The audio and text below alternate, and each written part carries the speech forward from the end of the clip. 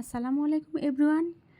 কেমন আছেন আপনারা? আশা করি আপনারা ভালো আছেন। আলহামদুলিল্লাহ আমিও ভালো আছি। তো আবারও চলে এসেছি আপনাদের মাঝে নতুন একটি ইউনিক কেকের ডিজাইন নিয়ে। তো আজকে তৈরি করে দেখাবো আপনাদেরকে 2 পাউন্ড ভ্যানিলা কেকের একটি ডিজাইন।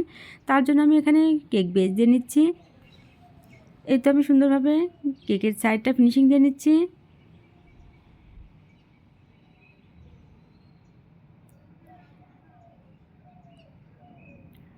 এই তো আমার কেকের সাইডটা ফিনিশিং দেওয়া হয়ে গেছে। এবার আমি উপরটা ফিনিশিং দিয়ে নিব।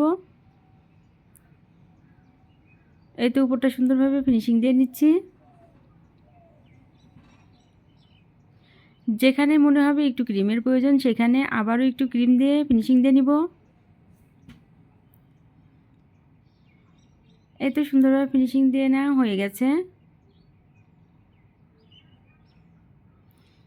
এবার আমি একটি টুথপিকের মাধ্যমে সুন্দরভাবে উপরে এঁকে নিয়েছি। এবার আমি উপরে কিছু ডাল এঁকে নিচ্ছি। সুন্দরভাবে কিছু ডাল এঁকে নিব।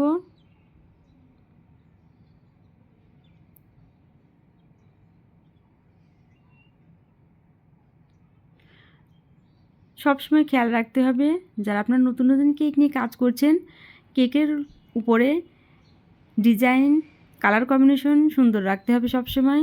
ডিজাইন কালার কম্বিনেশন সুন্দর না রাখলে কেকটা সুন্দরভাবে ফুটিয়ে ওঠানো যায় না। সুন্দরভাবে কেক ফুটিয়ে ওঠানোর জন্য কালার কম্বিনেশন ডিজাইনের খুবই প্রয়োজন। এই তো আমি এখানে ডিপ লাল কালার ক্রিম নিয়ে নিয়েছি, পাইপিং ব্যাগের মধ্যে নিয়ে পাতা দিয়ে নিচ্ছি।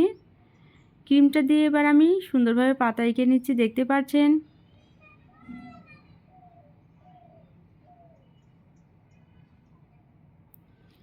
এই তো কেক ডিজাইন করতে করতে আপনাদের সঙ্গে কিছু কথা শেয়ার করি। তো আমার পেজের নাম রাইসা কেক হাউস। যারা আমার পেজ থেকে দেখছেন তারা আমার পেজে একটি লাইক দিয়ে আমার পাশে থাকবেন নতুন নতুন ভিডিও পেতে। আর যারা আমার ইউটিউব চ্যানেল থেকে দেখছেন তারা আমার ইউটিউব চ্যানেলটিতে লাইক কমেন্ট সাবস্ক্রাইব করে আমার পাশে থাকবেন নতুন নতুন ভিডিও পেতে। এই তো আমি পাতা দিয়ে নিচ্ছি।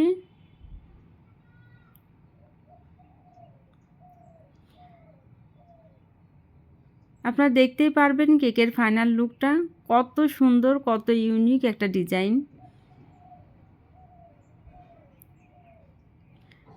আপনারা দেখতে পাচ্ছেন আমি কিন্তু কেকের সাইড দিয়েও কিছু ডাল এঁকে নিয়েছি। এই ডালগুলো এঁকে নেওয়ার জন্য এই ডালের সঙ্গে যে এই ডিজাইনটা আমি করব, কেকটা আরও সুন্দর ফুটে উঠবে।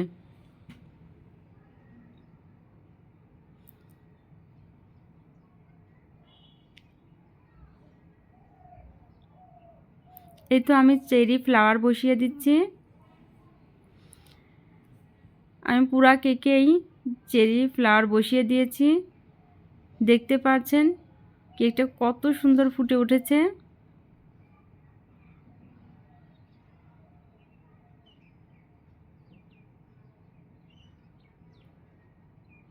এই তো কেকের